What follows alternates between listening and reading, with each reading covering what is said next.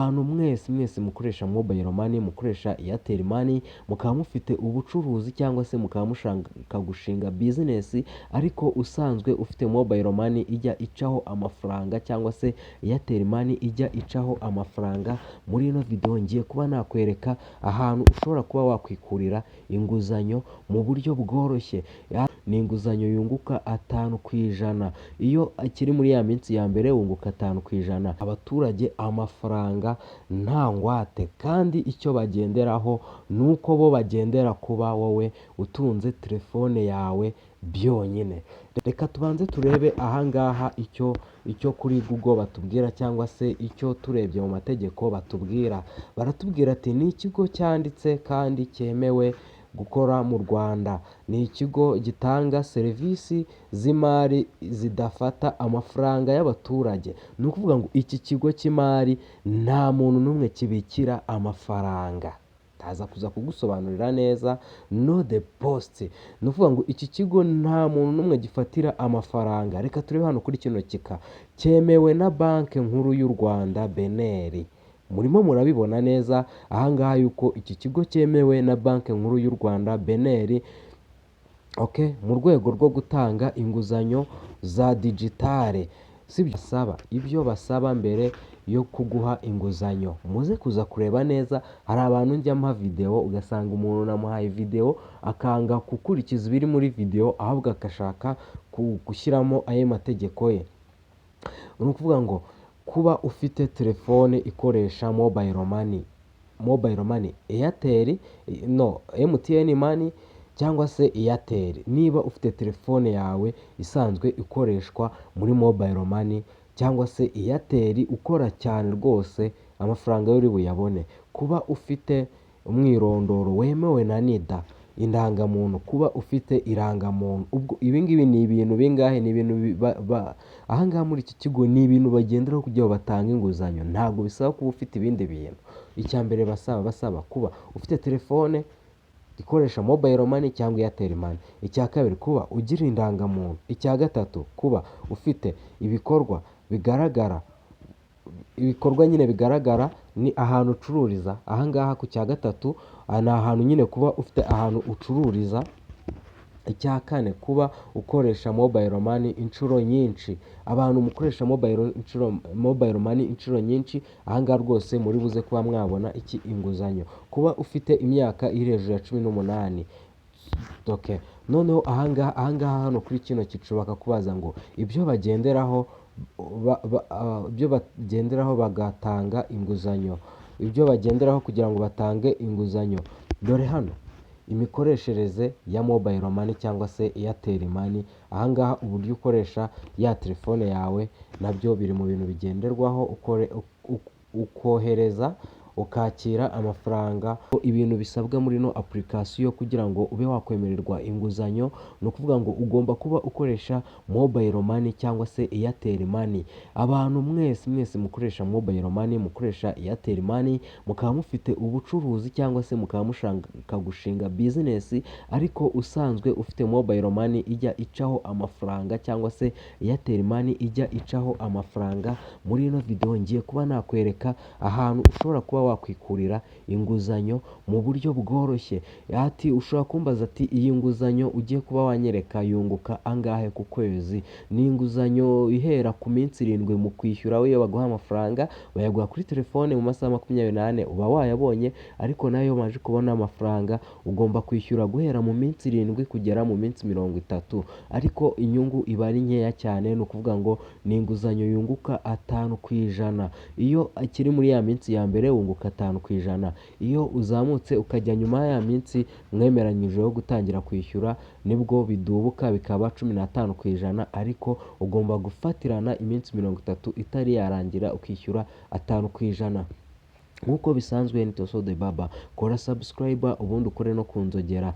Ngiye kuba nakwereka uburyo ufungura application akantu ku kandi ukaba wabasha kuba wamenya ibi bintu cyangwa se ukamenya uburyo ibi bintu bikora. Noneho twebwe turi kuko abantu musanzwe mwariyandikishije murabizi, ubwo muzi ko mwiyandikisha. Aha ngaha ngiye kwereka umuntu ugiye kwiyandikisha aribwo bwa mbere uburyo bikorwa, mwereke inzira ku yindi akantu ku kandi. Wowe uri buze ufungure aha ngaha hasi handitse iyandikishe. Njye nashyize mu kinyarwanda kubera yuko mu cyongereza bwo biragorana cyane. Aha ngaha uri bushyiremo aha ngaha nimero yawe ya telefone.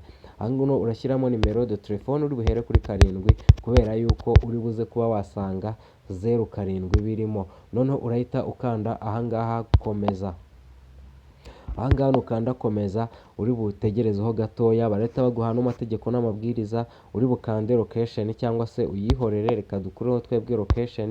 Nitumara kuba twakuraho location turi butegereze baduhe agakode. Aha ngaha hari abantu benshi cyane njya nereka uburyo bafungura anoma account, ariko bagera aha ngaha bikabananira. Uze kuza kuba wareba neza, aha ngaha niho hantu ngiye kuba nakwereka uburyo aka gakode kaza. Agakode ngaka hano hejuru kaje, agakode hejuru kaje ndi bubereke kampani ikohereza ni ino kampani. Iyi kampani niyo igira ite, niyo itanga inguzanyo. Agakode ni 78,5. Okay, reka twandikemo agakode aha ngaha kugira ngo tube twafungura iki, tube twafungura ino account. Okay, kugira ngo tube twafungura ino account urimo kubona aha ngaha aka gakode iyo kamaje kuza uhita ukanda aha ngaha hasi handitseho kwemeza. Aha ngaha iyo umaje kwemeza, aha ngaha uremeza. Wamara kwemeza bakahita aha ngaha bakubwira ati shyiramo ijambo banga rigizwe n'inyuguti 8. Ariko aha ngaha ijambo banga uza gushyiramo kugira ngo ijambo ryawe ibanga rize kuba ryakunda. Utu tuntu tuno turi hano hasi utoranya kamwe muri two natwo ukaba wadushyiramo kugira ngo ijambo banga ryawe rize kuba ryakunda, kuko iyo udashyizemo kariya kantu ntago ijambo banga ryawe rikunda. Urimo kubona aha ngaha iyo umaze kwandikamo ijambo banga ryawe, aha ngaha bahita bakuvivura. Ariko abantu muze gushyiramo ijambo banga ryanyu bikanga, muze kwibuka yuko hano bakubwira ati uze kuza gushyiramo akantu kameze gutya kugira ngo ijambo banga ryawe ribe rikomeye. Noneho turubite tukanda aha ngaha hasi, twebwe tuhita dukanda hano hasi kwemeza, twinjire muri application. Aha ngaha tugiye, aha ngaha urabona aha ngaha ko batweretse ko nyamuneka, aha ngaha bahita baduha itangazo akatubwira ati nyamuneka tanga amakuru asabwa hano epfo kugira ngo wiyandikishe kuri Standard Life Rwanda. Noneho aha ngaha rero, aha ngaha barakubwira ati aha ngaha twongere tumenye amakuru. Nyine aha ngaha bagira ngo aha ngaha noneho bamenye umuntu bakorana nawe. Aha ngaha uri bwandike izina rya mbere. Okay, izina rya mbere tuze kuza kuba twagendana abantu banjye. Aha ngaha urashyiramo hano izina rya kabiri. Aha ngaha iyo bakubwira aha ngaha gushyiramo amazina, aha baba bavuga amazina ari he, amazina ari ku irangamuntu cyangwa se amazina ari kuri ya telefone yawe ya mobile money. Aha ngaha bakubwira igitsina, aha ngaha uri buze hano ube washyiramo igitsina cyawe. Okay, igitsina cyawe, igitsina cyanjye ni gabo. Noneho aha ngaha bashyiremo imimerere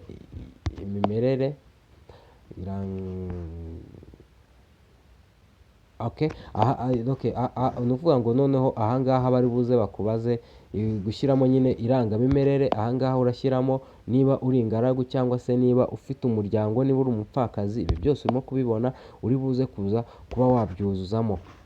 Aha ngaha barashyiramo aha ngaha itariki y'amavuko, ariko itariki y'amavuko abantu benshi yo ntabwo baba banayizi, abantu benshi Okay, noneho aha ngaha numara kuba washyiramo itariki yawe y'amavuko iri ku irangamuntu yawe, ushyiremo umurage aha ngaha naho intara, ahubwo wenda dushyiremo intara. Aha ngaha noneho turi buze kuba twashyiramo aha ngaha, shyiramo nimero yawe y'ibanga. Nimero yawe y'ibanga aha ngaha wenda wakwandikamo ibyo ushaka, sibyo? Aha ngaha wakwandikamo hano umubare wawe nyine w'ibanga ushaka kuzajya ukoresha winjiramo hano, ngire ngo murabireba. numara gushyiramo aha ngaha umubare wawe w'ibanga uzajya ukoresha winjiramo hano muri application, urahita ukora hano kwemeza, numara kwemeza aha ngaha barahita bakubwira ngo dukeneye inyandiko yawe y'indangamuntu kugira ngo twemeze, sibyo? Noneho aha ngaha ubu ngubu twatangiye kuba twasaba. Aha ngaha numara kuba nitugera no kuri iki gice baratubwira ati dukeneye inyandiko yawe cyangwa se dukeneye indangamuntu yawe. Ohereza indangamuntu yawe, menya neza ko inyandiko yonyine yemewe ari irangamuntu y'u Rwanda. Ni ukuvuga ngo aha ngaha bemera irangamuntu y'u Rwanda. Aha ngaha uri bufate ifoto y'indangamuntu yawe ube wayishyiramo aha ngaha. Aha ngaha rero nimumara gushyiramo ifoto yawe y'indangamuntu, icyitonderwa umuntu uri bugere kuri kino gice agiye kuba yashyiramo ifoto ye y'indangamuntu bikanga, ndagira ngo ube wakurikira aha ngaha amategeko n'amabwiriza, cyangwa se nkubwire ibintu ushobora kuza kuba wagenzura muri telefone yawe kugira ngo uze kuza kuba wamenya impamvu telefone yawe cyangwa se impamvu application yawe itarimo kwakira ifoto cyangwa se itarimo kwakira indangamuntu yawe. Ni ukuvuga ngo aha ngaha hari ikintu kimwe ugomba kuba wamenya, ugomba kuza kuba wamenya niba application yawe idashaje cyangwa se application yawe idakeneye kuba yakorerwa update, ukayapudetinga, kuko hari abantu bari bugere hariya ku irangamuntu bikaba byakwanga. Ikindi cya kabiri uri buze kuba wagenzura interineti yawe urimo gukoresha, niba interineti urimo gukoresha irimo gukora cyane cyangwa se ari 4G. Nanone ikindi kintu nubona byanze wongere ugenzure ikindi kintu cya gatatu, uze kuba wagenzura niba umwanya wa telefone yawe ari munini, kuko ino application nyine bitewe n'ibintu byose ikora itwara gigabyte imwe, igomba kuba ifite gigabyte imwe. Ikindi nanone ugomba kuza kuba wakora igihe uri bubone application yawe yanze kurenga hariya hariya hariho ifoto, ugiye gushyiramo ifoto y'indangamuntu, ugomba kuza kujya muri aho bita muri setting, ugakora promises ya application yawe, ukaba wafungura kamera, ugafungura ugafungura nyine kamera, ukanareba n'ibindi ugomba